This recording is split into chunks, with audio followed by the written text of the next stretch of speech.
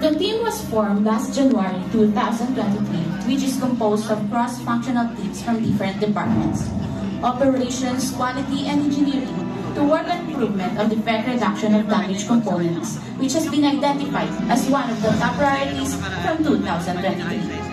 The team was able to see opportunities that might contribute to reducing damaged component defect. This project is under cost pillar to improve the board yield of Model S. Ladies and gentlemen, please welcome the Planet of Android team.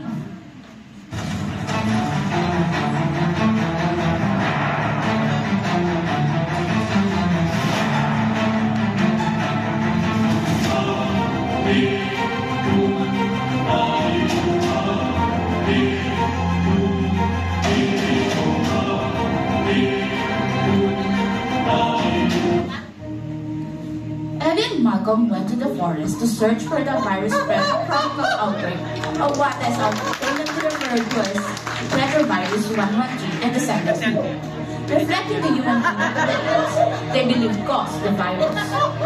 With this, the team was guided by the timeline of activities to ensure that all tasks were being followed and all actions were perfectly executed, timed based on plan, and used tree diagram to align our objective and key result. Malcolm, did you hear that? I heard something over there. Come on, Ellie. Let's take a look.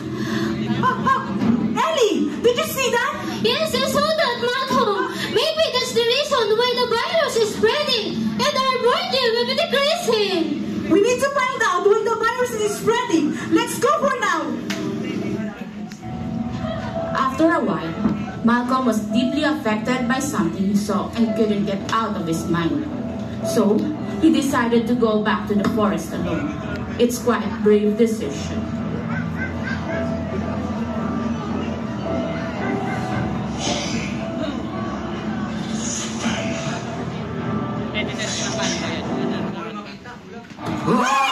I don't need any help!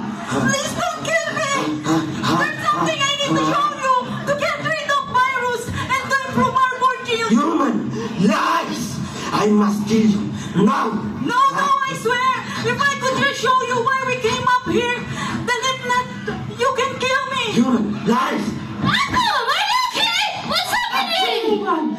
What are you doing here? I'm here to help, to cure the virus, the damaged component defect. But first, we need to strategize. What's our stratification plan? Human! Lies! I don't believe humans! Human home! A home! Don't come back! Human! Why?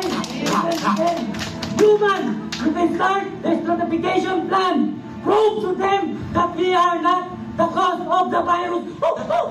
Caesar, for our stratification number 1, identification of Model S board yield performance. Based on the board yield performance, Model S is not achieving the target with 1.14% gap from November to January 2023. And for the stratification number 2, identification of Model S board yield performance. Identification of Model S defect contribution.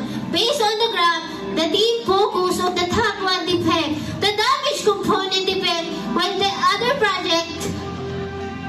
existing project is used by other team. For stratification number 3, identification of model defect sharing and the forecast volume for the next 6 months. The team checked all the scrap that contributed to the low board yield. Based on the graph, the second top contributor is Model S. So the team focuses on Model S, considering that this is the 4th top running model for the next 6 months. For stratification number 4, identification of Model S, damaged component defect trend.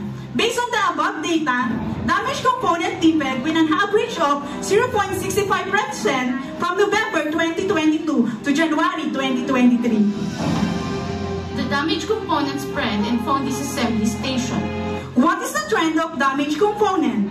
From work week 42 to work week 5, this assembly process encountered a high failure rate of damaged component for Model S, with 0.65% resulting in a lower board yield. And this is a lost opportunity in the manufacturing business of handset. The goal of this project is to reduce the damaged component defect from 0.65% to 0.31% by the end of March 2023. Meanwhile, Malcolm and Ellie go back to the human place, the phone disassembly station, where the virus damaged component occurred. Human! Wait! Caesar, trust human. What happened? Caesar, I think we have a problem in phone disassembly. We need to understand the present situation. Caesar, what do you mean by damaged component? Damaged component will affect the functionality of the phone, resulting of MLB being scrapped, affecting those board yield of Model S. And what do you mean by board yield? Board yield is defined as the number of defective MLB observed divided by the number of MLB input. Malcolm, where is the damaged component possible to occur? Based on the 11 major process, phone disassembly as the first detection and identify the checkpoint areas of damaged component defect and seen as the potential contributors to the problem. The team performed brainstorming to determine the potential cause and used a fishbone diagram technique to deep dive into possible root cause of high occurrence of damaged component cannot defects. prevent the spread of the virus in the phone disassembly process. You have no place here, Caesar. You are weak. Cuba is weaker. We always know that we cannot prevent the spread of the virus. You will regret this, Caesar. You will regret that you choose people more than AIDS. Look at potential root cause number 1. During removal, there is a component under the antenna assembly on the existing entry points that will be damaged. Improper handling of MLB during this ASI. The tool use is difficult to insert during removal of antenna ASI. The operator is not aware of what defect code to use for damaged component inherent from the course. Now, tell me that humans are not liars. Caesar! I can now lay the eggs! You are not egg! Humans attack your son! You let them stay! Put AIDS in danger! Caesar, love humans more than AIDS, more than your sons! We will win this war! Everyone thought Koba was dead because Koba suddenly disappeared. Caesar, where are you? What's happening? Are you okay? It's gone now. Abe, don't kill Abe! Abe, don't kill Abe! I know, but we need to validate the potential root cause of damaged component. Malcolm, what is our potential root cause number 1? For potential root cause number 1, run evaluation using existing entry point, result 11% occurrence of damaged component. Decision? True cause! Within team's control. For potential root cause number 2, run evaluation using the opening tool. Result, 5% occurrence of damaged component. Decision? True cause! Within team's control. For potential root cause number 3, run sample evaluation of improper handling of MLB. Result, 0% occurrence of damaged components. Decision? Not true cause! Within team's control. For potential root cause number 4, conduct MLB checking coming from course. Result, 0 occurrence of damaged component. Decision? Not true cause! Within the team's control. The team brainstorms and select the best alternative solution. Not all of them can be implemented due to some reasons. We use payoff matrix to judge what actions we need to implement. Oh, I have an idea! We can reduce the damaged component by trial evaluation to generate the best solution. I'm back! You think you can kill me? I'm alive! You alive, Koba! Below engage! Go, Caesar! Koba! Fight for A! Koba! Fight for Koba!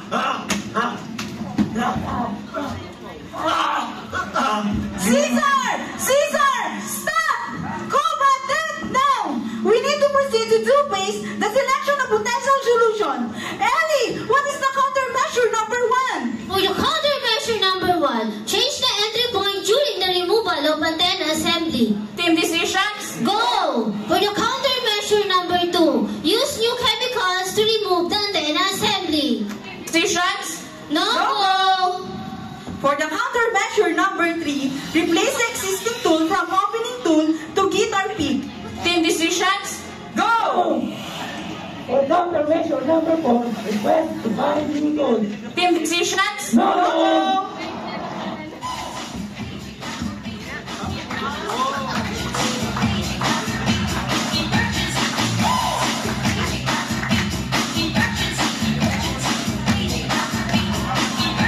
Wait! We need to go back to the phone disassembly for the solution validation. Let's go! The team has already completed the validation of alternative solutions and will proceed with the trial evaluation.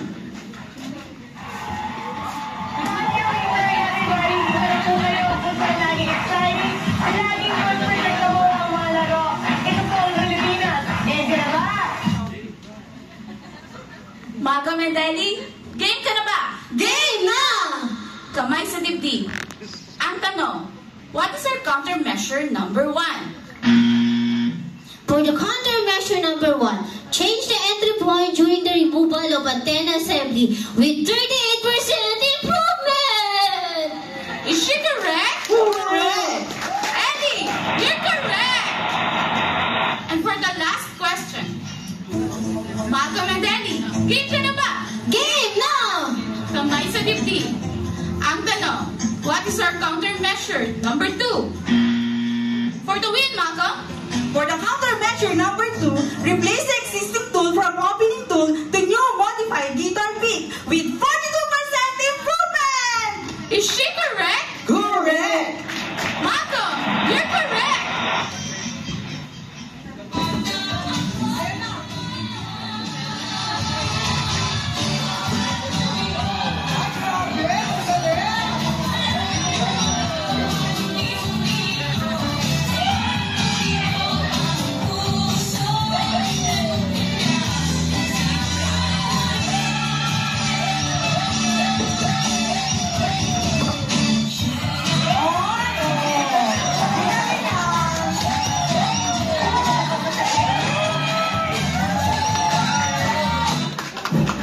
Cesar, what is the result of damage component As defect? seen from the damage component defect trend from March 2023 to January 2024, the defect percent dramatically increased upon the implementation of our countermeasures from an average of 0.65% to 0.09% with 86% improvement.